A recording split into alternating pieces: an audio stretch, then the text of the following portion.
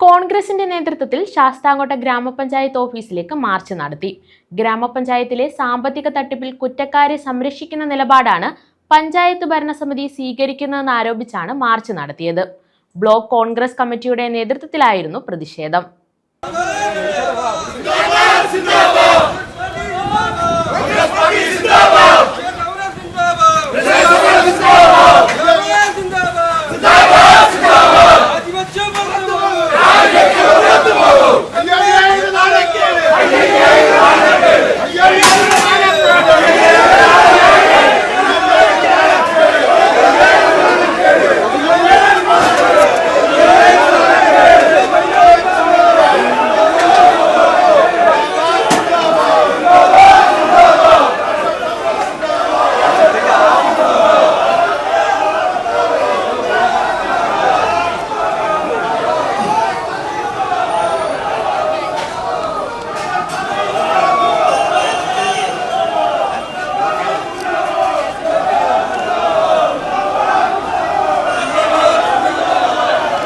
കോൺഗ്രസിന്റെ നേതൃത്വത്തിൽ ശാസ്താംകോട്ട ഗ്രാമപഞ്ചായത്ത് ഓഫീസിലേക്കാണ് മാർച്ച് നടത്തിയത്.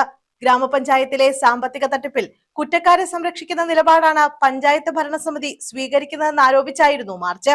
ബ്ലോക്ക് കോൺഗ്രസ് കമ്മിറ്റിയുടെ നേതൃത്വത്തിലായിരുന്നു പ്രതിഷേധം.